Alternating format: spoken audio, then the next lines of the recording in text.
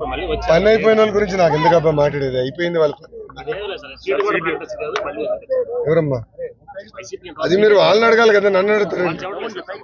అరే ఈరోజు మీరు ఆంధ్ర రాష్ట్ర వ్యాప్తంగా చంద్రబాబు నాయుడు గారు 94 స్థానాలు ప్లస్ అఫ్ కోర్స్ జనసేన అధ్యక్షులు వారు పవన్ కళ్యాణ్ గారు ఇద్దరు కలిపి 99 స్థానాలు అభ్యర్థులు ప్రకటించడం జరిగింది. We are ready. ముందరికెళ్తాం సార్. మీ మీద పదే వైసీపీ వాళ్ళు నాలుగు లోకేష్ గెలిస్తే 6 నెలల తర్వాత కలవాళ్ళు వస్తాయి. ఇక్కడ సామాన్యులు గారికి అందుబాటులో ప్రచారం చేస్తున్నారు.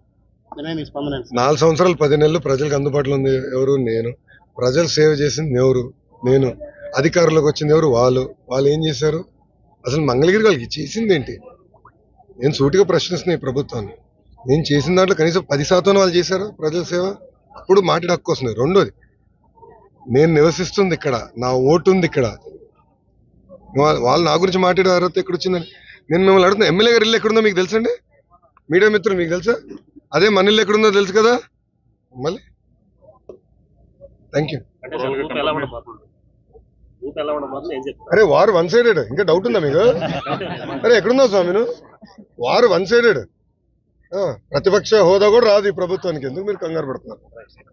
వైసీపీ అధిష్టానం మంగళగిరి మీద ప్రత్యేక ఫోకస్ పెట్టి.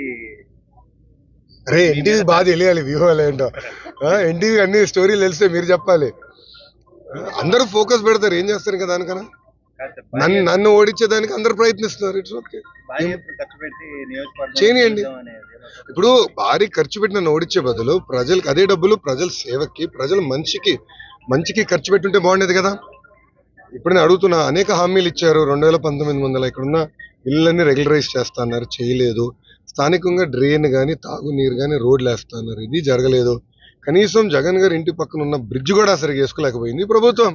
ముఖ్యమంత్రి గారు వెళ్ళే బ్రిడ్జిని రంగులు వేశారు తప్ప ఆ బ్రిడ్జిని కూడా సరిగ్గా వేసుకోలేకపోయింది ఈ ప్రభుత్వం. అంత దద్దమ్మ ప్రభుత్వం, చేతగాని ప్రభుత్వం ఇది. అదే ప్రతిపక్షంలో నేనుండు 4 సంవత్సరాలు 10 నెలలు అనేక సేవలు చేశాను, మీకే తెలుసు కదా. దాదాపు 29 సంక్షేమ అభివృద్ధి కార్యక్రమాలు నేను చేశాను. నేను చేసిన దాంట్లో 10% కనీసం ఈ ప్రభుత్వం చేయగలిగిందా? మళ్ళీ వాళ్ళు నా గురించి మాట్లాడితే ఎంతవరకు న్యాయం అండి? నేను ఓడిపోయిన రోజు దగ్గర నుంచి ప్రచారం చేస్తున్నాను అనుకోండి. నేను ఓడిపోయిన రోజు దగ్గర నుంచి ఎక్సెప్ట్ పాదయాత్ర చేసిన సమయం తప్ప నేను మంగళగిరిలో ఉన్నాను, తిరుగుతా ఉన్నాను. ఇన్ఫాక్ట్ మంగళగిరిలో ఫస్ట్ పాదయాత్ర మొదలు పెట్టా కదబ్బా.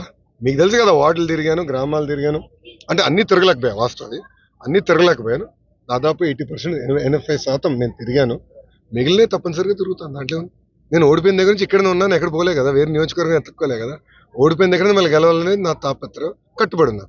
ఎమ్మెల్యే మిమ్మల్ని రెండోసారి ఓడించి ఇక్కడి నుంచి వెళ్తానని చెప్పడం లేదంటారు మీడియాలో మాట్లాడతారు. అది ప్రజలు నిర్ణయిస్తారు కదా, అది ప్రజలు నిర్ణయిస్తారు. మీరే చూస్తారు కదా, ఇంకా 45 రోజులు ఎన్నికలు జరగబోతున్నాయి.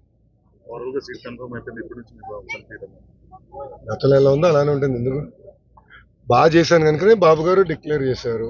మీ అందరూ తెలుసు, మీ అందరు కూడా ఫోన్లు వచ్చి ఉంటాయి అనుకుంటున్నా. ఐవీఆర్ఎస్ ఫోన్ కాల్స్ వచ్చి ఉంటాయి. లోకేష్ పనితీరు బాగుందా బాగాలేదని మిమ్మల్ని కూడా అడిగారు. గన్ ష్యూర్ గా ఈయన కూడా వచ్చి ఉంటుంది, ఆర్కే గారు కూడా వచ్చి ఉంటుంది ఫోన్లు. గ్యారంటీగా ఆయన కూడా ఫోన్ వచ్చి ఉంటుంది. ఎందుకంటే బాబు గారు నియోజకవర్గంలో అందరు ఓటర్లందరికీ వాళ్ళ అభ్యర్థుల గురించి ఆయనకున్న అవగాహన మేరకు అభ్యర్థులు ఎవరున్నారో వాళ్ళు చూసుకుంటున్నారు. దాని మేరకు ఆయన ఐవీఆర్ఎస్ ఫోన్ కాల్స్ చేస్తున్నారు. అందరి దగ్గర నుంచి అభిప్రాయ సేకరణ చేస్తున్నారు. నా గురించి కూడా చేశారు. ఆయన్ని చూసిన తర్వాత మనం ఈరోజు ప్రకటిస్తాం జరిగింది. గతంలో ఎట్లా పనిచేసినా అట్లనే పనిచేస్తాను. నిరంతరం ప్రజలకి అందుబాటులో ఉన్నా కదా, ముందరికి వెళ్తాను. ఓకే, దయచేసి నన్ను అడిగిన ప్రశ్నల్ని మీరు ఆర్కే గారిని అడగాల్సిందిగా కోరుతున్నాను. ఓకేనా? మరిన్ని వీడియోస్ కోసం ఛానల్ ని సబ్స్క్రైబ్ చేయండి. లేటెస్ట్ అప్డేట్స్ కోసం వాట్సాప్ ఛానల్ ని ఫాలో చేయండి. అండ్ లింక్ డిస్క్రిప్షన్ లో ఉంది.